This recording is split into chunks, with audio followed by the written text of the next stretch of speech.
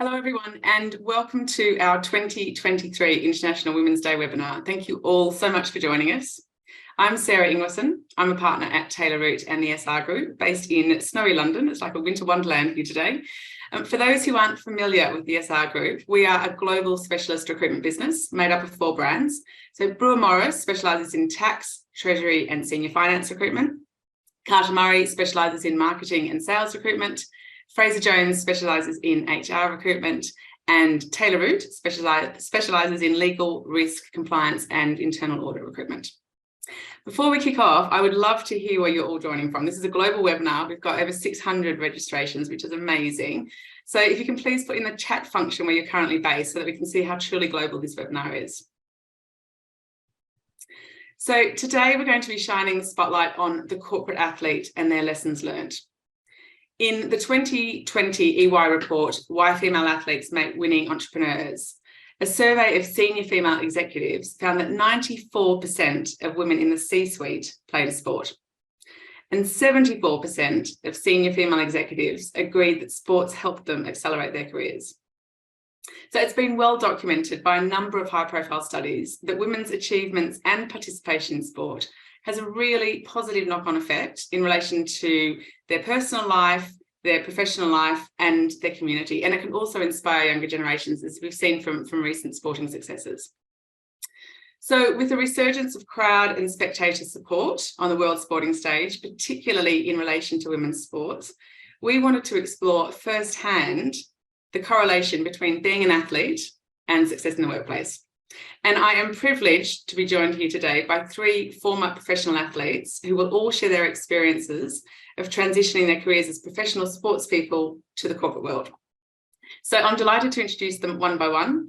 Firstly, Jasmine Titmuss. Jasmine is a former international cricket player, having represented both England and Hong Kong, as well as coaching the Hong Kong Cricket Club. And she's now in executive recruitment for corporate functions APAC at JP Morgan and Chase in Hong Kong. Welcome, Jasmine.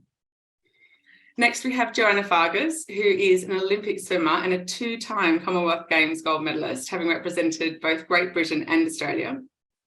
Joanna has over 15 years experience in corporate communications and is now internal communications manager at PEXA in Melbourne. Welcome, Jo.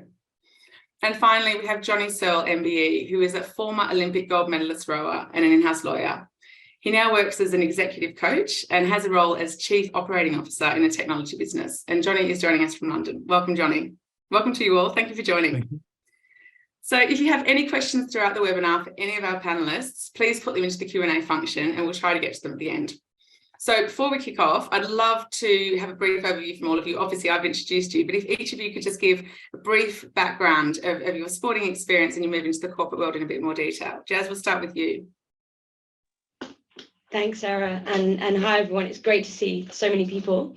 A very brief background of my story. Started playing cricket at the age of 8, went through the England programme, so through the England Academy for a long time, and then into various squads with England. I moved up to Lancashire once I graduated. I went to uni at Loughborough, where we're all based. I went up to captain Lancashire for about 5 years, and that was just as all this exciting franchise women contracts is happening. So it's amazing to see that now. And then I took an opportunity to come to Hong Kong, which was coaching. So I was head coach at Hong Kong Cricket Club. And at that point, I did my 2-year contract, which brought me out here, qualified to play for Hong Kong, which I technically still do, but I broke my ankle, so that's in a hiatus at the moment. And yeah, I moved into corporate after my 2-year contract, was recruitment, agency recruitment, Credit Suisse, and now JP Morgan. Great, thanks so much, Jazz. Welcome. Jo? Hi, thanks so much, Sarah, and thank you to everyone I can see online. Yeah, so a brief background of my sport. So I've always been a swimmer from when before I could even remember. Traveled all over the world, lived in the UK, was brought up in Hong Kong, in Australia. I competed for Great Britain at the 2000 Olympics, kind of had an up and down career. riddled with a little bit of injury and illness. I then switched to Swim for Australia in 2006 at the Commonwealth Games, winning 2 gold medals. I retired from swimming in 2008 and moved back to Hong Kong, where I started my career in communications. And that's taken me to here. I moved back to Australia in 2020, and now I'm currently working at PEXA down in Melbourne. Amazing. Thanks so much. Welcome, Joe. And finally, Jonny. Yeah, my sporting career started long ago. I was always obsessed by sport when I was young. My mum was a PE teacher and my dad was into sport as well. So I guess sport was always a big part of my life. Wanted to be good at it. Wasn't particularly good at anything when I was young, and then found rowing when I was an early teenager, and then became obsessed by winning an Olympic gold medal. Teacher at my school won an Olympic gold medal. I saw him do that and was inspired to do that. And that really for another 15 years was an obsession, I suppose, really, or certainly a high commitment, we'll say.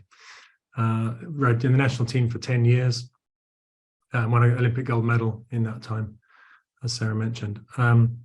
Also wanted a sort of working career in the corporate world, so qualified as a lawyer, overlapping with that. It was a bit more amateurish sport in those days. So I worked in private practice for about 10 years, and then with some help from Sarah, got a role as an in-house lawyer. It was about 20 years ago, Jonny. It was about, and then worked in-house for about 15 years. And then moved across to sort of coaching. Really enjoyed the people side of the role I'd done, and moved across to coaching and sort of learning and development. I've been doing that for about 7 or 8 years, and also have a role in a technology business now. And to sort of complete the sporting loop, still a little bit of rowing, but actually coaching now as well with the women's group at Twickenham Rowing Club. And have 2 grown-up sons, 19 and 23. So that's me. Great, thank you. Thank you all for your introductions and for being part of this webinar today. So just to kick things off, Jazz, we'll go with you first. So having operated in a traditionally male-dominated sport of cricket, what were the main challenges that you faced as a female athlete?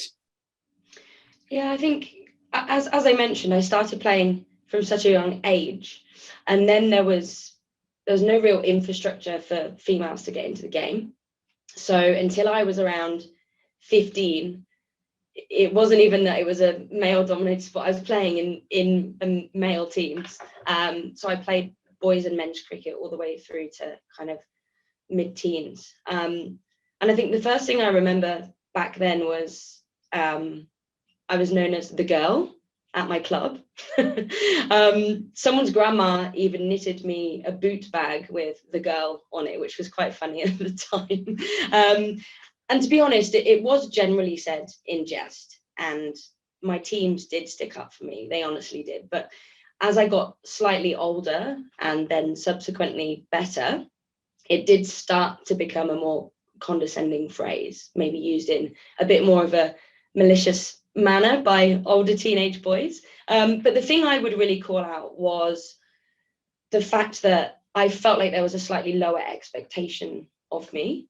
So I would often get, don't worry, try your best. And now I reflect on it. I don't think I processed at the time. I thought they were just being nice, and my team, but I don't think I quite processed that, what they were saying was actually quite wrong, because they weren't saying it to each other as well. It was just to me. And I don't think there was, a real malicious way to that. I think it was just them also trying to protect me, but at the same time, probably being slightly derogatory. And I think now you touched on it slightly, the women's games doing an amazing job of breaking that stereotype down, that, it's maybe not as exciting or not as good to watch. But yeah, that's my call out, them probably trying to protect me, but it was maybe lowering the expectations of my performance. And I think we're in a world now where both men and women will call out that sort of behaviour, which is really positive, and not just in the sporting world, but in the corporate world as well. So I think we've progressed a lot, haven't we, from you being the girl. I mean, you certainly were a trailblazer for overturning gender-based assumptions as the only female cricket player. I remember when we were doing our review call for this, and you said that for a very long time, there was no female cricket club at all. So you were playing with the boys for for most of your childhood. And it's been reported widely that gender equality in the workplace won't happen until we have gender equality in society and on the sporting arena. So how do you find that playing sport in a traditionally male-dominated environment has helped you transition to the corporate world? Yeah, and it's a good question. There's probably so many examples that I could give, honestly, but I think probably the main thing that's helped me transition is around dealing with pressure. I think pressure means different things to different people, and you often put pressure on yourself, especially when you're doing something new. So sport and male-dominated sport taught me to deal with a variety of those pressures. So pressure that I put on myself to do well, pressure from other people, because I guess at that point I stood out like a sore thumb when I was playing in the boys circuit, and I felt like every performance for me was scrutinized. And then when you get to your international cricket and it's them, on TV, etc., then you are kind of being scrutinized when you're at that stage. So I felt like I had to perform, but also you've got the game pressure. So the big moments, the big tournaments, making decisions as a captain and a coach. And I think that's been a real lesson when I'm transitioning to corporate. I was coming into something brand new, so I've immediately put a pressure on myself. It was a huge learning curve, and when I transitioned, I was probably slightly older than a lot of other people at my level, so I felt pressure that I should know more than I did, and I had to quickly catch up and learn. So I think it was just reminding yourself that you can do it. You don't panic, you go back to basics, which is where the sport really helps. And you know that you will be fine and you'll learn, and you'll probably surprise yourself how quickly that happens. So. Yeah, and they're great characteristics to take through from your sporting life into your corporate life.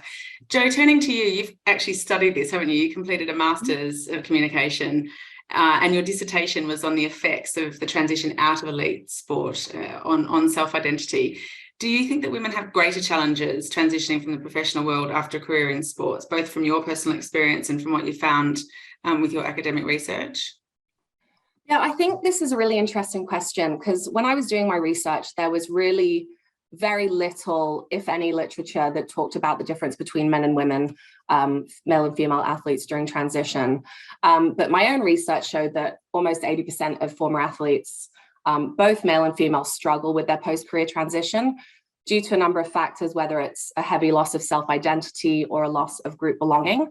But in terms of whether women have greater challenges transitioning to the professional world, my gut says yes. And anecdotally, I have experienced being overlooked for men, but I'm by no means an authority on this.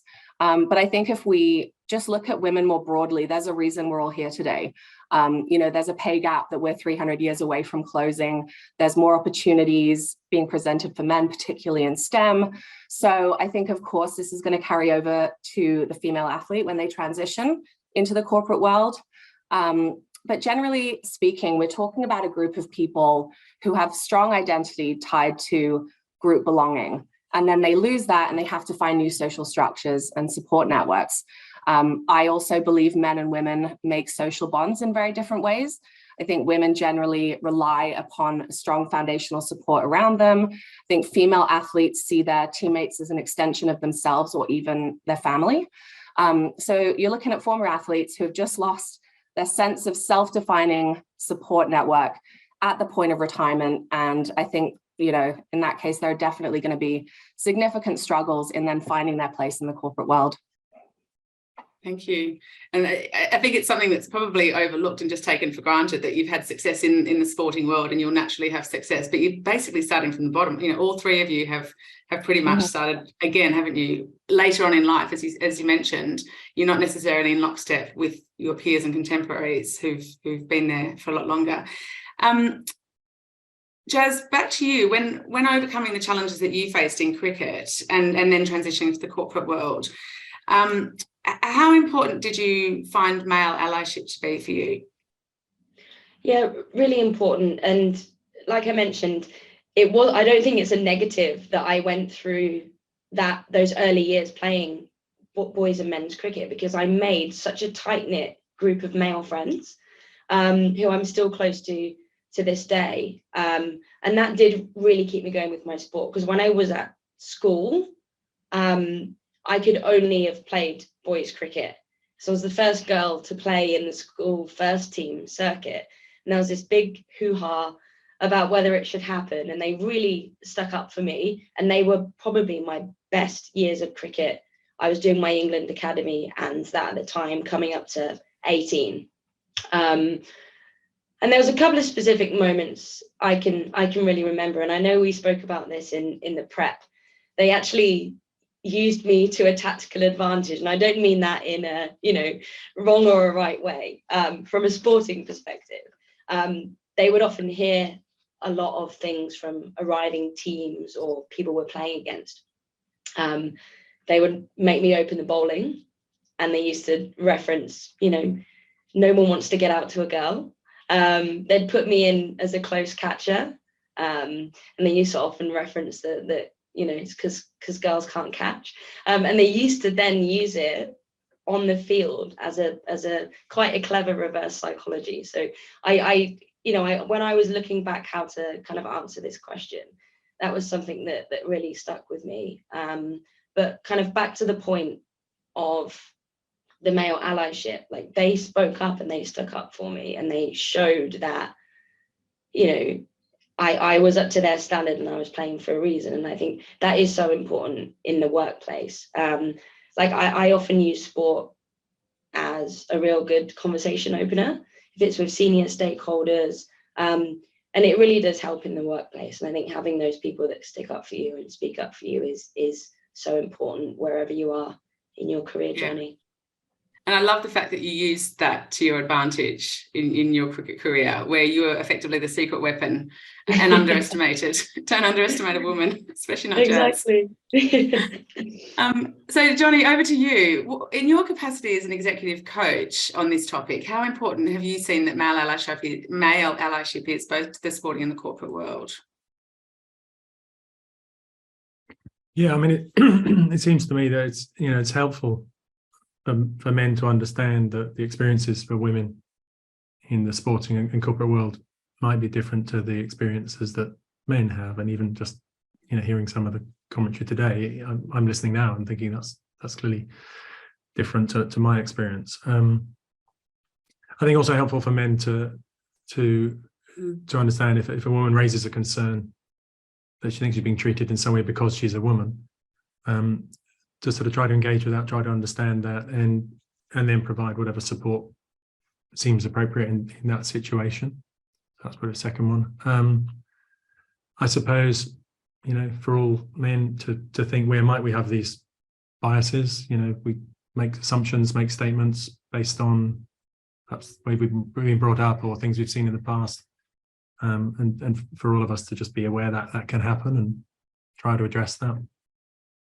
And then I guess the last one is the one perhaps both of you, Sarah and you talked about there, the speaking up. Men and women, if you see something that doesn't seem right, to speak up about it. And I don't think that's exclusive for men or for women, but collectively, if something's not right, we should do what we can to address that. So I suppose those are the things I see both within sport, within corporate world, and my work.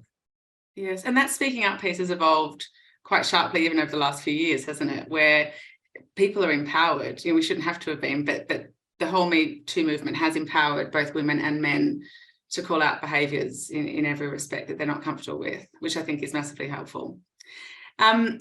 And also, Jonny, having known you for over 20 years and having worked with you as a lawyer and recruited lots of females for you, I know that you've been a great male ally to the female lawyers and colleagues that you've worked with and whose careers you've supported as well. So there's testament to that from a professional capacity, from my professional capacity.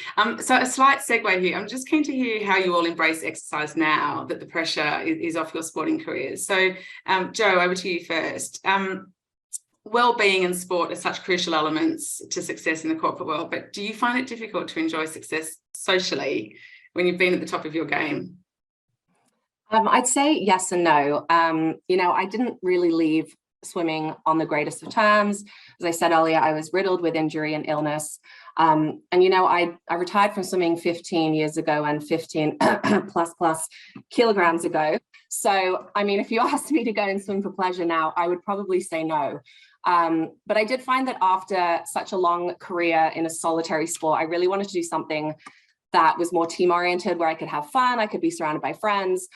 So I actually, when I moved back to Hong Kong in 2008, I took up hockey.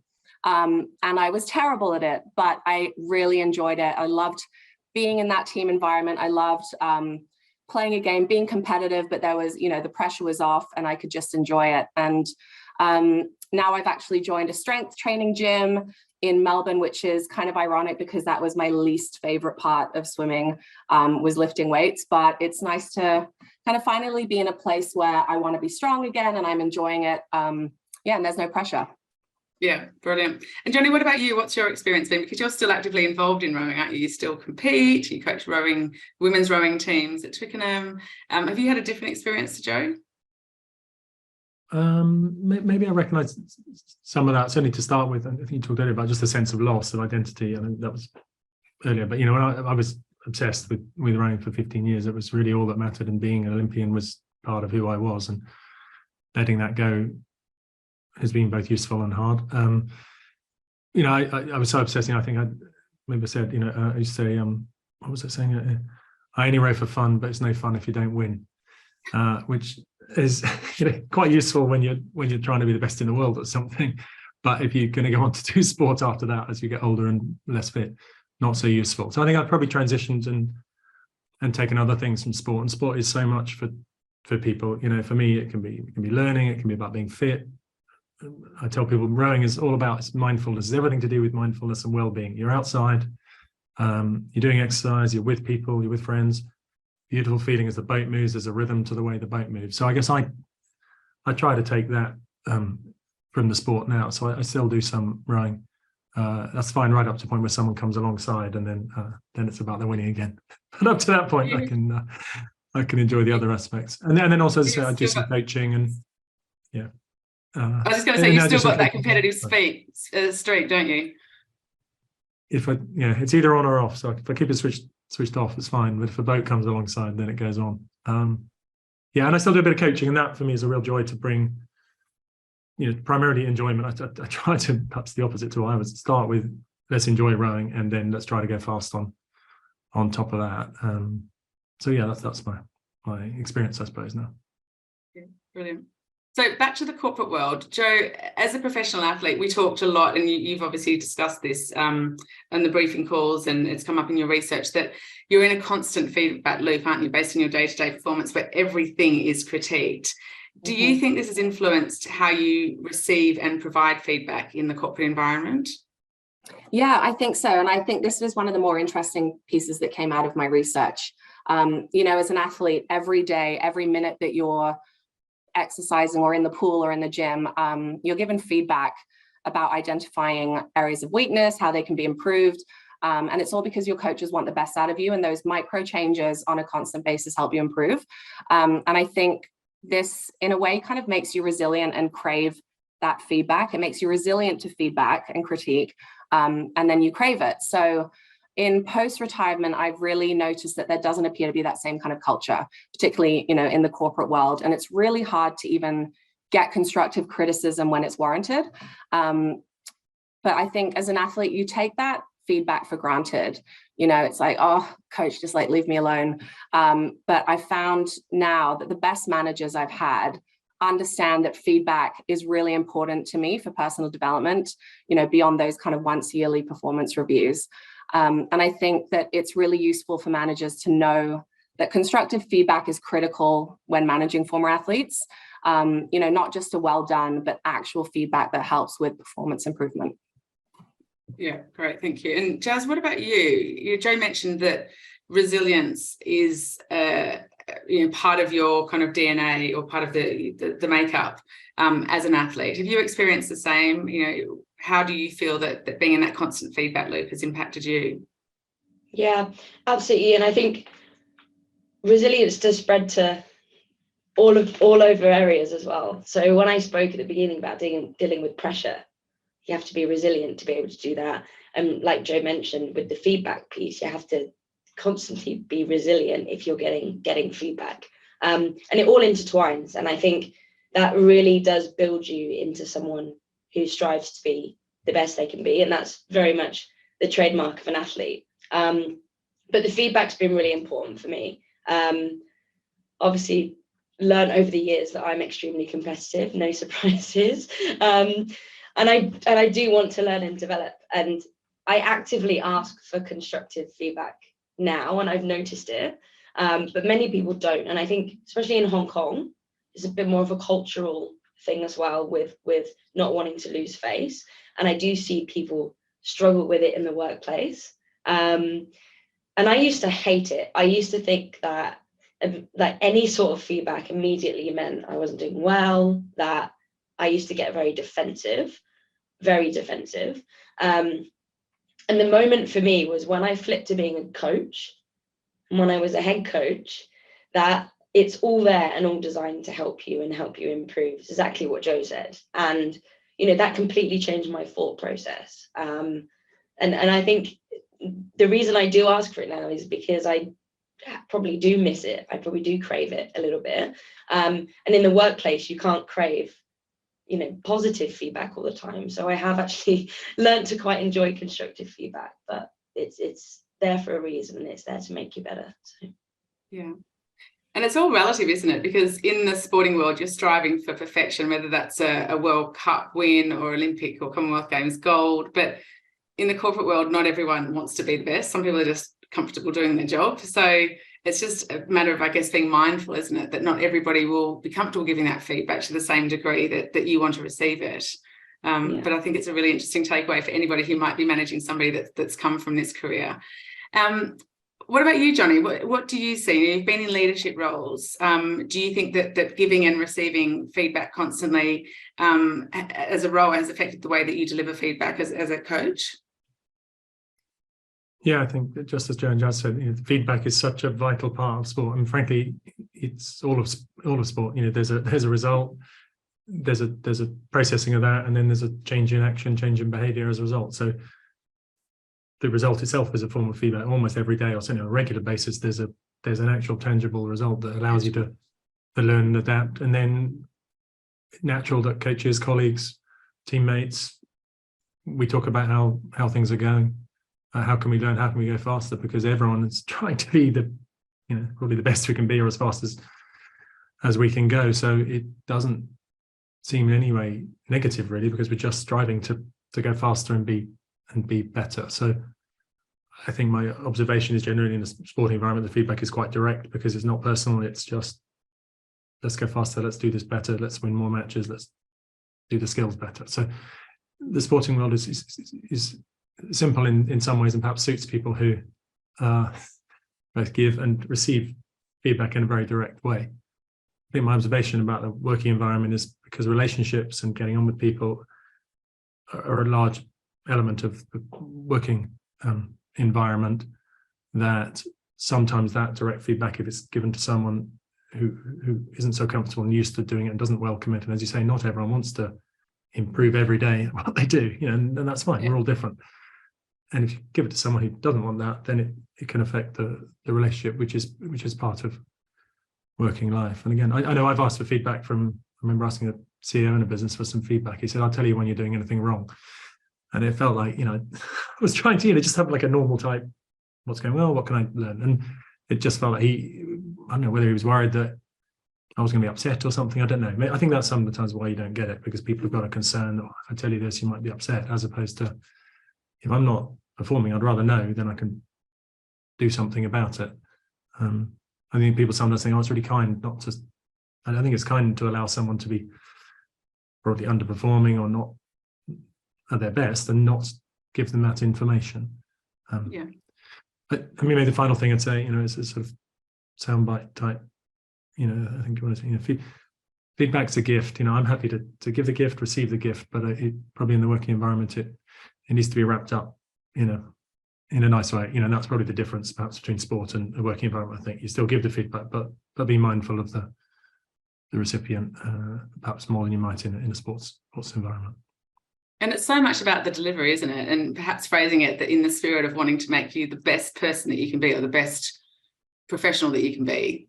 This is my observation, but you're absolutely right. If somebody's not receptive to that, then it's quite difficult for it to land the way you intend it to land. And I'm quite interested to hear, Jonny, your observations from rowing, from coaching men and women as well, how you feel that conflict is dealt with by women as opposed to men,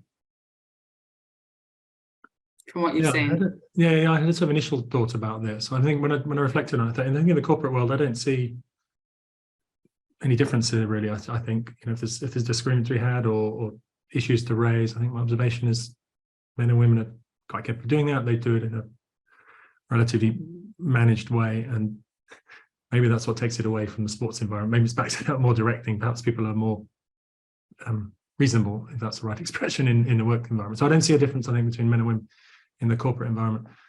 I think in a sporting environment, my sense is I've seen slightly more arguments, direct disagreements in the men's crews that I've been involved in than the women, but I'm not 100% sure about that. And actually, when I did think about it, I thought it's possible that I've seen a lot of arguments and direct disagreements in men's rowing boats because I was involved in starting those discussions. It's very honest of you. Yeah, it's always tricky. You see the world through your own eyes, and yeah. You know, yeah. Thank you. Jazz, back to you. We've talked a lot about resilience and, you know, and teamworkmanship and you know, leadership. But what other characteristics do you think that female athletes possess that translate well to the corporate environment? Yeah, I think definitely is the strong work ethic. I think no matter what level you are, you know, whether you're just transitioning into corporate or you've been on that journey now, I think putting your time into something will always give you the success.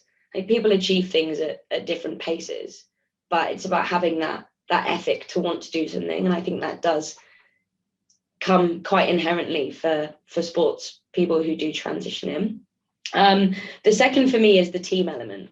So I think whether you've been an individual, you know, sports person, or you've been in teams, you always have teams around you have to work with. And I think the real beauty is that the athletes bring is balancing your competitiveness, because it's completely different when you go into corporate. So it's a different kind of competitiveness with bringing your team on that journey with you. And I think that is, for me, the key to being a good leader. I think, you know, there's a million different things in corporate. You want to get promoted, you want to do X, Y, Z, but actually it is you're still working in a team.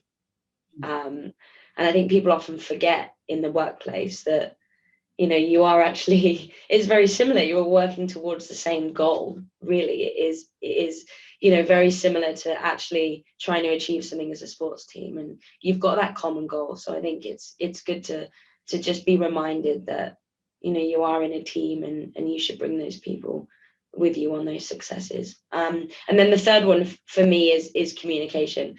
So I've learned so much from captaining and coaching, and I think the art of being able to be diplomatic yet firm is key, and it's been a struggle for me. But yeah, and actually probably corporates taught me that on the flip side, which has been nice. And you obviously talked about teamwork. Teamwork is so important to you, and you've carried that through since leaving cricket. You're running off to a hockey match straight after this, aren't you? And I know your hockey team has an hour and a half. We'll try and wrap up in time. But I know that sense of community that was mentioned earlier, it has been really important for you as you've transitioned out of the cricket sporting world. Jazz has mentioned that being an effective team player is something that she's taken from playing sport. Would you agree on that? And are there any characteristics apart from that you think female athletes possess that help translate well into the corporate world? Yeah, I think the team player element is definitely key. I think, you know, aside from some of the more obvious characteristics from athletes, you know, self-motivation, passion, drive.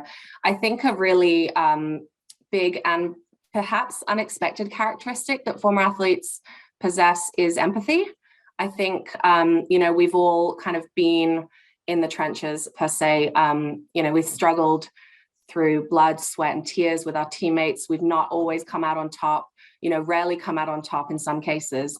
And I think that gives female athletes additional sensitivity into the struggles that others are going through, particularly in the workplace. I think, you know, empathy is a skill that you can train, but I think as female athletes, it becomes almost inherent. Thank you. We are almost out of time for the formal part of the proceedings, but I've got one final question that I want to put to all three of you.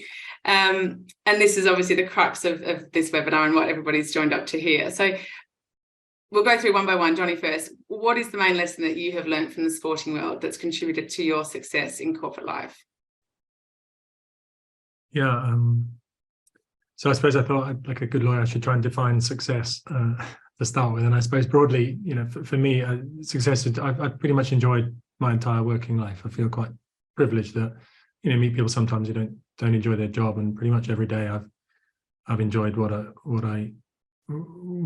I've done, and at different times, different things have mattered to me, and I've enjoyed different things at different stages. I suppose the main lesson I got is around, you know, knowing what's important to you, knowing what matters to you. Maybe don't be swayed by what other people's goals are, what other people's beliefs about your ability, or what they think you should be doing or are capable of doing.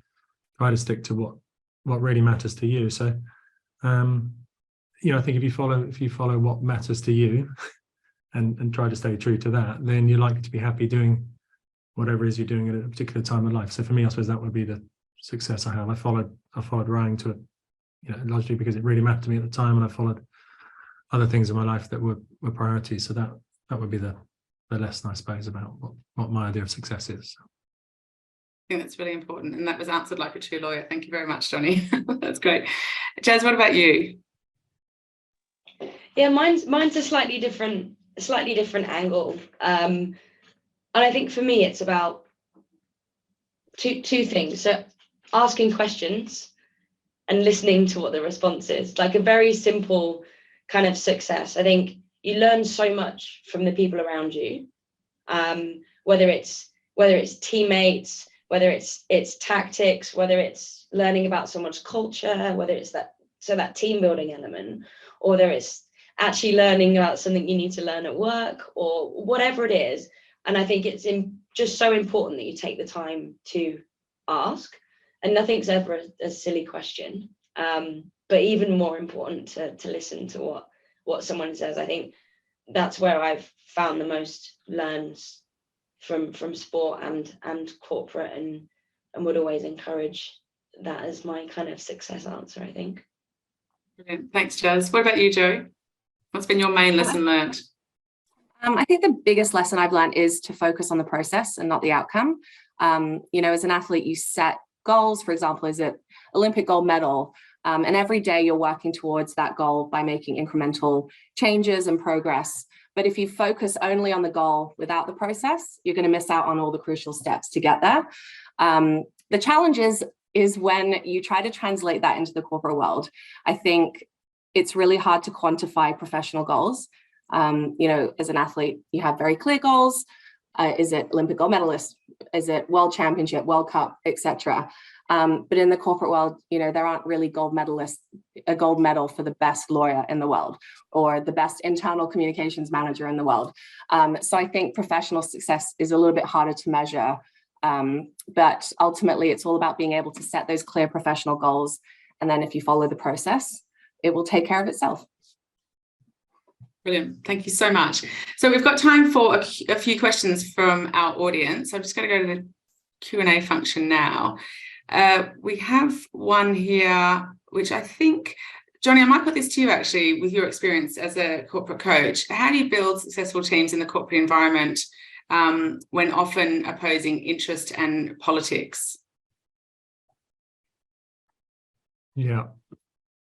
I mean, I think that goes, it's interesting to the point So you just made about, I was thinking about this controllables thing, which probably most athletes know about, and people have read Stephen Covey. You know, there's what you can control, what you can't control, and what you can influence. And I think the challenge in the building teams is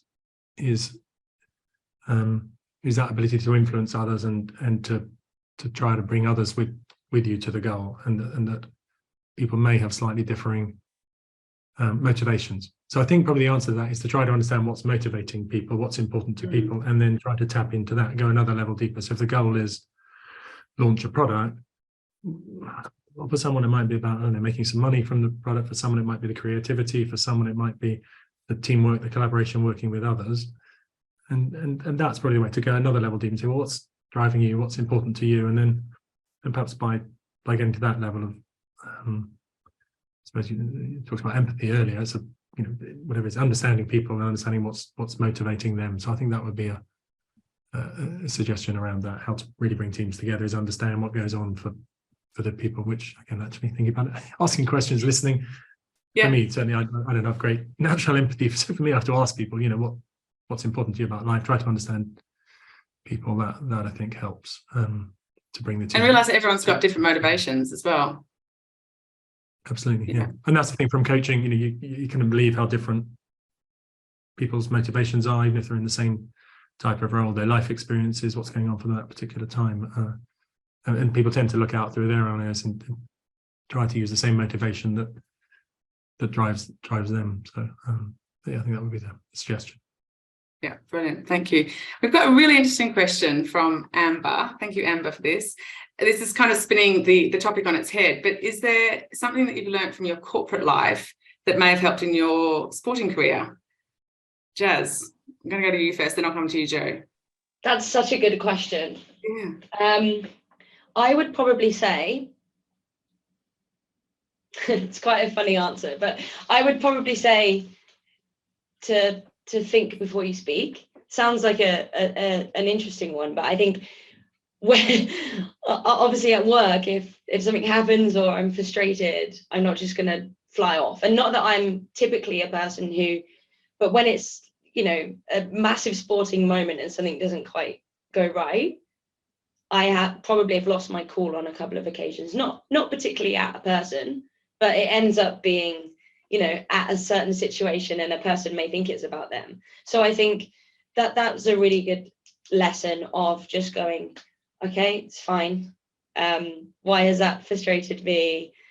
I'll, take an evening, think about it, might not even be angry about it tomorrow, or I'll just speak to that person or deal with that situation. Whereas I think in sport, sometimes I probably didn't do that, and I just was emotional and let that out. So that's been a really good thing to absorb and take into my own life. Like I got angry in a hockey match not long ago. I think I took my helmet off and kicked it into the goal for some reason, and it was club hockey. So I'm just competitive, but it's been a great learn. I think that's the one thing that I would have taken back into my sporting career and reflected on. Yeah.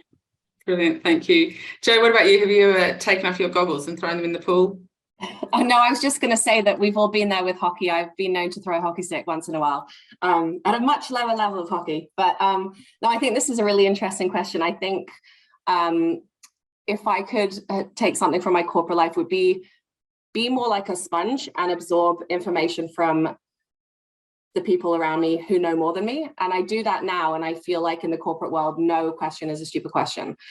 These people are excellent at what they do. As an athlete, sometimes you can have the tendency to be a little stubborn and think you know best. But I think you've just got to trust that there are lots of people that know better things than you. So yeah, I would have just tried to take more of that on board.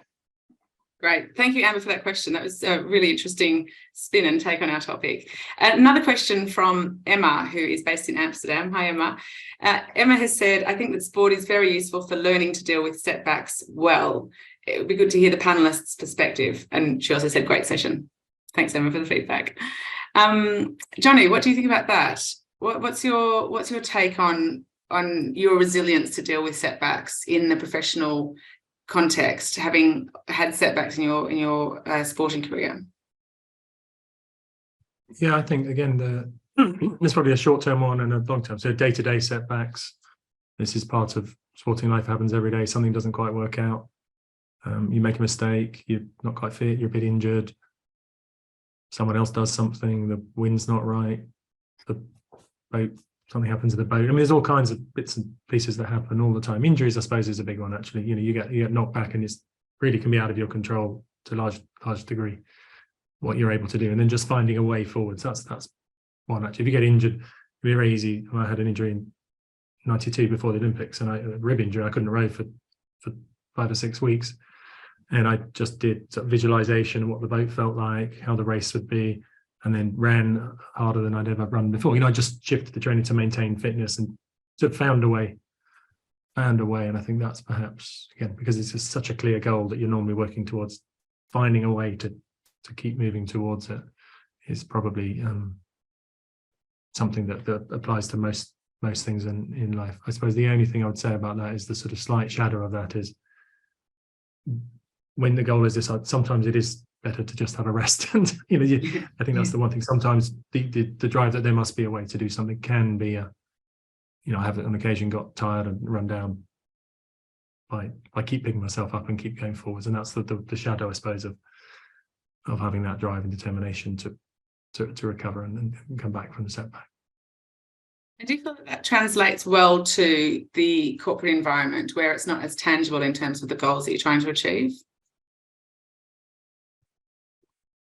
Sorry, I missed the start of the Sorry. question. Sorry. Yeah. Do you feel that translates well to the corporate environment where the goals might not be as tangible as Olympic gold medal on the sporting arena? I think, maybe this sounds a bit negative. I think most goals in business are more granular. They're more day-to-day type process ones. So there often aren't these binary moments that you get in sport. I still am slightly annoyed about not getting a gold medal in '96, but only getting a bronze. And that I sort of can't come back from. But it's there, and so sometimes there's these things. That's 4 years of my life in that moment. That's how I look at it, and so that's quite a big moment. I guess in most business worlds, you don't have quite the same moments of it was real or sort of all or nothing type stuff. So I suppose there's a bit of me feels, well, if I've had that level of commitment, effort, whatever, disappointment, then I can put some work problems in a context that it's rare that we've got something that has taken so much effort and goes wrong in a way that not goes wrong. It doesn't work out as you'd hoped, that you can't come back from and do again. Yeah, and you can put it in perspective in that regard. Yeah, great. Another question here. What tips can you offer to pick yourself up quickly and move on when you failed at a goal? And I guess this is kind of flowing on from the previous question. Jazz, any thoughts on that? How to pick yourself up when you've got a disappointment? Yeah, I think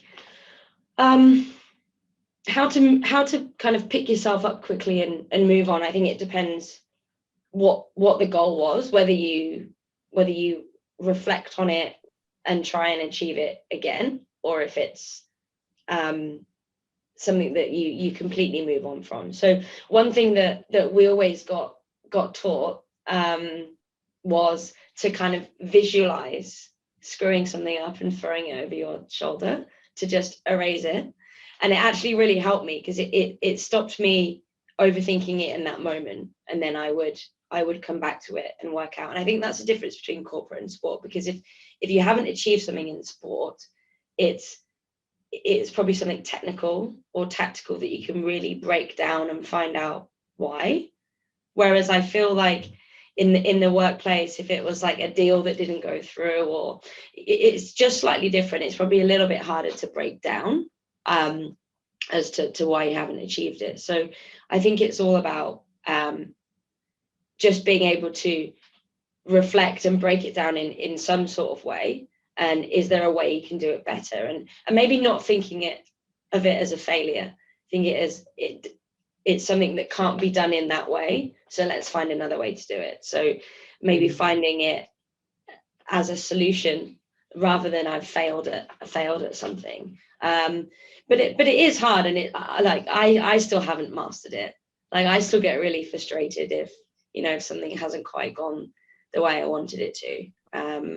But yeah, I think it's the mindset of more of a solution mindset than a failure mindset that really helps. And you should try screwing something up and throwing it out and coming back to it. It really helped me, for sure. Right. It seems really like a really small thing, but it's just like mentally putting it in the bin.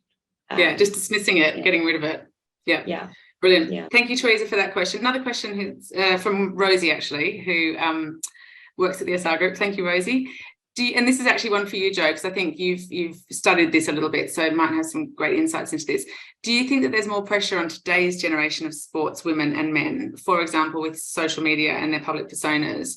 And do you think that helps or hinders their transition to the corporate world? I think there is so much pressure on sports people, the younger generation in general, when you're talking about social media. I'm very glad that it wasn't really around when I was a swimmer. I think that would have added such a complex dimension to an already very stressful career. But I think that it can be a hindrance, but I think it can be a real help. I think personal branding is so important these days. And I think if you can harness the power of social media to enhance your personal brand, that's going to carry you through into the corporate world. I think there are so many tools out there now that can teach you how to do social media correctly. And I think that the mistakes that we made in the early days probably won't be duplicated these days. Let's hope. Another great question, actually, that I'd love to hear from all of you in just a kind of soundbite. Does visualizing success to win help? Jonny? Yeah. Well, I think certainly in a sports environment, I watch the video occasionally of me crossing the line in '92, and I've got a sort of celebration when I'm doing this. And I did that, 3 times a week, 4 times a week when I was training, wherever I was training. When I was at university, I'd be training down the river doing that. When I was a kid at school, wherever I was, I would finish a piece sometime and visualize what it would feel like to cross the line, knowing I won the Olympics. So that was a very specific moment that I was really tied to. I know we talked about the process earlier, but I was very tied to the goal as well. But I think just visualizing how the boat feels, again, different sports will have their own visualization, but the rhythm, the way the boat moves, moving in time, for me, that was a thing I love, and it was probably one of my strengths. So I just love to visualize bits of work we'd done, bits of training we'd done where the boat was flying. And I can tell you now, Varese and training camp we did in Varese, it was a piece in Lake Barrington in Tasmania and one at Molesey. So even now I visualize those 3 sessions. I'm on the rowing machine or rowing as just a beautiful moment of rowing. So that's quite a narrow focus. I think in the workplace, again, harder perhaps, because how do you visualize? There's often other people involved in these things, so you're going to have to try to visualize how will someone else react, and that perhaps is a little harder to do, because there's unknowns in that image making. Yeah, thanks, Jonny. And Jo, you were nodding. Did you find visualization a helpful tactic when you were swimming? Yeah, I did. I think I won the gold medal hundreds of times in my head. But I think before you won it, or before you won it? Oh no, before I won it. But I mean, I won the Olympic gold medal in my head. I never won that in real life. But I think for me, a lot of the visualization was I'll keep coming back to the process. It was about exactly what Jonny was saying. How are you feeling? How does the water feel? How we got to a point where I could visualize in my head the exact time that I wanted to race, and I could count to 2 minutes and 6 seconds in my head. Just visualization. So I think probably less focusing on the actual goal at the end and more about how you're going to get there. Great, thank you, Jazz. What about you? Yeah, honestly, just echo the same. Like, I'm a big visualizer. I'll give you the funniest example. I'd just been on a ski trip and I never skied before in my life. And I went with a group of skiers, and before it, I was like, of course I can ski. I'll watch some YouTube videos. I'll visualize myself skiing. I'll be fine. And honestly, I think in another life I've been skiing because I was quite good. But it was, I don't know, I just kept thinking of myself as a skier in my head. And I don't know, it was weird. It was quite natural, but it was also that competitive streak, because day 2, whether it's appropriate for the call or not, we're going to an après ski place, and you could only get there if you could ski down a blue. And I was like, well, I'm definitely going to après. So I threw myself down a blue on day 2 and I was fine. But no, I think I spent probably 2 months visualizing myself skiing. It was weird. But no, I do it with many things. I visualize, I go through conversations in my head for work, like visualize what the scenario is, probably how I want it to go. But yeah, I've always done it with my sport as well. I think it probably depends if you're that type of learner and that type of person, but yeah, for sure helps me. A really interesting question and great answer from all of you, but Jazz, interesting to hear that tactic has carried through not just to your professional environment, but also in your personal life as well. We are almost out of time. We've got 4 minutes to go. So I just wanted to extend a massive thank you to our 3 amazing panelists, Jazz, Jo and Jonny. That was an extremely insightful, fascinating, interesting session. And we've covered so much ground in terms of what you've all talked about, the importance of teamwork, communication, strong work ethic, confidence, determination, passion, leadership, resilience. I mean, there's so many qualities that you've talked about, and how these attributes can translate well into behaviours that can propel corporate success. So thank you all. And I'm sure that all of your individual journeys have been of great interest to everybody listening. You've given us some useful sound bites in terms of lessons learned from 3 very inspirational, personable corporate athletes. So thank you all. I also want to thank Gabby Kitney, who is the head of marketing for North America, based in our New York office, for her incredible work behind the scenes, pulling this whole webinar together and liaising with all the panelists so effortlessly. So thank you very much, Gabby, who also woke up at about 4 a.m, I think, New York time to log on today. And a huge thank you to all of you for joining, for registering, for taking part in International Women's Day. I know there's a lot more questions there. We're not going to have time to get to them all, but we will try and answer them over the next couple of weeks. So do keep a lookout on our website. And also on the SR Group's LinkedIn page. We will, in answer to a couple of your questions, be recording, or have been recording, and we'll be posting the recording in the next couple of days once we've tidied it up a little bit. But please do connect with us on LinkedIn, and happy International Women's Day, everybody. Thank you.